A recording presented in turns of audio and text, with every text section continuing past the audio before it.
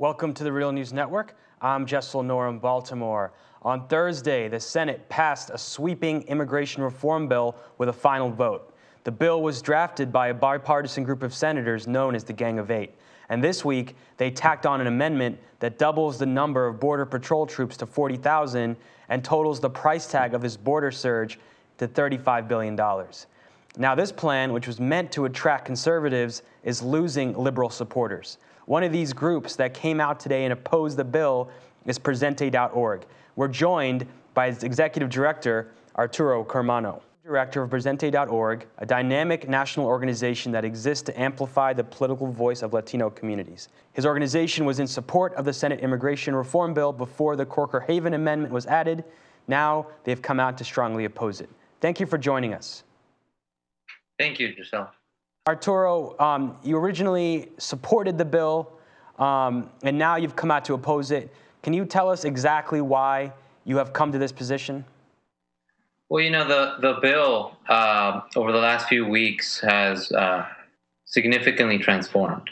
Just last week, we saw that the Congressional Budget Office did an analysis that said that as a result of all the amendments and the rightward turn that the bill had experienced as a result of the wheeling and dealing in Washington, 3.5 million undocumented immigrants, that's one out of every three undocumented immigrants, would have virtually been left out of the solution.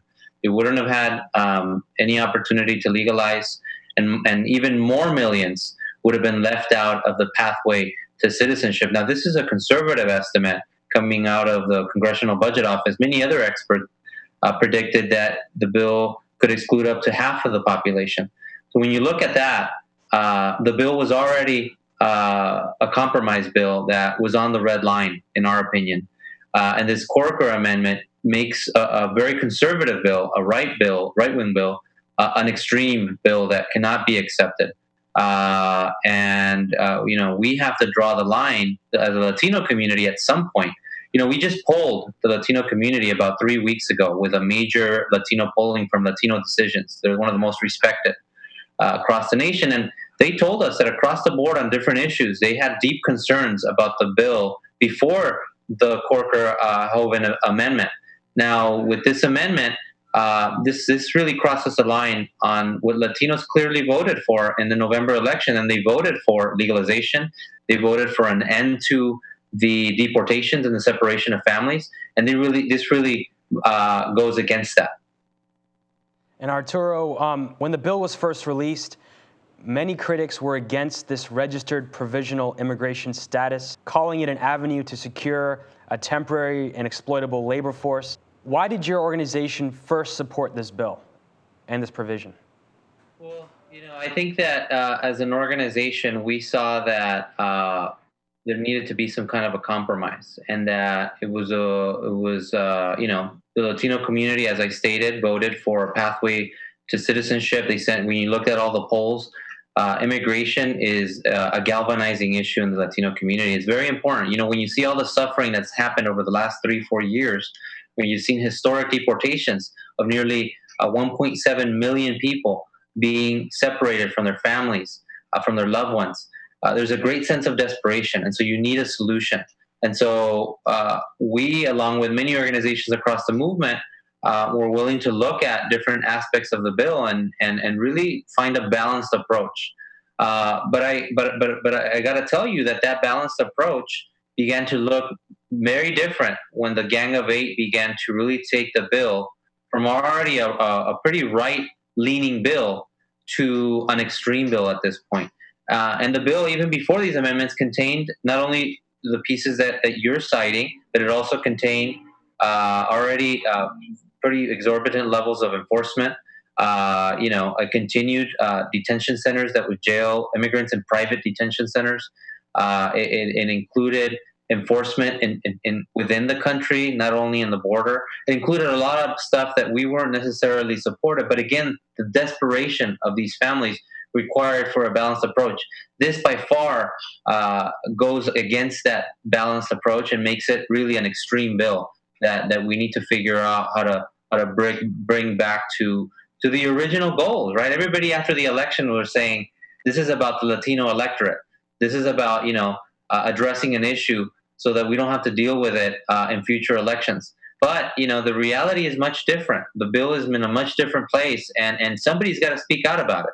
And can you talk about why this proposed increase in border militarization is causing so much concern?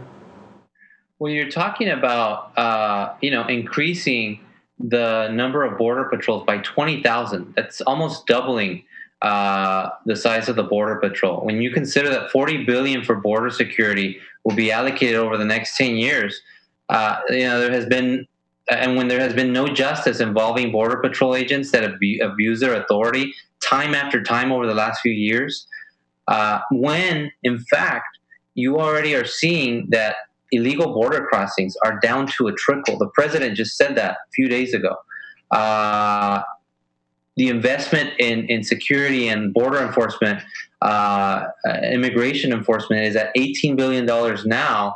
That surpasses all of the other federal enforcement agencies combined.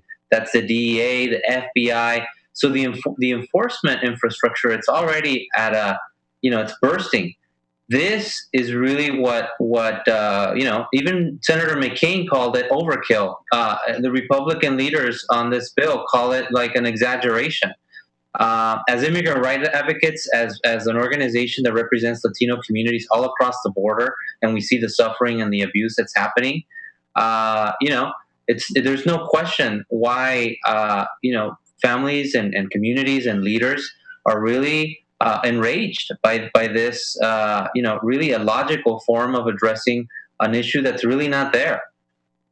And what's your message to immigrant rights organizations and advocates that have said they're not happy with this provision, but they're going to maintain their support because this still does create a path for legalization for the 11 or 12 million undocumented immigrants in this country? I would say that they need to read the bill. The bill does not legalize the 11 to 12 million undocumented immigrants. We need to do, as a movement, a much better analysis of what's actually in the bill, over 1,000 pages. All these facts are going to start to come out, and we predict that more and more groups, we're already hearing it from many of our allies, preparing to come out against this bill. Once the dust settles, all this moved out really fast. We just heard about this agreement on Friday, and already we're voting on this bill. This is the way things happen in D.C. But when the dust settles, we're going to see that a lot more of these details are going to emerge. The CBO assessment and many others are starting to force many organizations to run away from this bill. I think that at the end of the day, we're all going to come together and figure and say, you know what?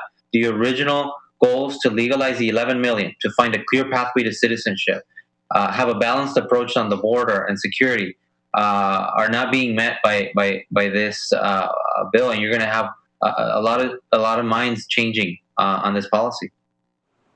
Now, this bill is expected, or surely will have, an uphill battle in the House. What is your organization's plans moving forward? What are going to be your next steps regarding this bill and regarding your continued work around immigration reform? And what is your message to President Obama? It's very well known now that he has escalated deportations and devastated a lot of communities around the country. Yeah, great question. I think that it's very clear for us that the fight continues. The House already said that they're not going to take on the Senate bill. Speaker Boehner just yesterday said that they will actually initiate a new bill. So the process starts over in the House. We will, similar to what we did in the Senate, we will follow that process, and we will try to elevate our voices. Let's not fool ourselves. Our battles in the House are going to be much more difficult, and the prospect for getting an inclusive, a pro-migrant bill are very slim to none. So we have our work cut out for us, and so I think the idea here is to really galvanize the community around some key priorities that were stated throughout the election and throughout this process, and really ensure that the media also is covering the facts. We are not talking about a bill here that will legalize 11 million undocumented immigrants anymore. We're talking about a bill that will exclude 1 out of every 3. And so we need to make sure that the goalposts come back to the original place where they were, and that we work around that framework. And in terms of President Obama, we have a very clear message to him: stop the deportations. You're dividing families, you're separating families that we're trying to find a solution at this very moment. It's an illogical policy. The president has the authority and wherewithal to, through administrative action, stop these nonsensical deportations that are happening every day of families that are contributing to this country and to the economy in many ways that are well documented. And that's why the American population now, at unprecedented levels, now supports a pathway to citizenship for undocumented immigrants. So follow the will of the people, stop these senseless deportations, and stop separating the families. That would be our clear message to him. And finally, do you think it's important for this country to address why undocumented immigrants come to this country in the first place? Absolutely. I haven't met many immigrants. You know, my dad's an immigrant. He came several decades ago. My mom too, and I meet immigrants every day throughout the country. And most immigrants that I meet don't want to come to the United States in the first place. They want to stay in their hometowns, in their places of origin, and the reasons that they come here are economic. And so as a result of globalization, as a result of changes in the economies in Mexico and Central America, hundreds of thousands of people have been displaced. So addressing the root causes of immigration reform is another thing that is really not being discussed at this moment. It's not integrated in this bill.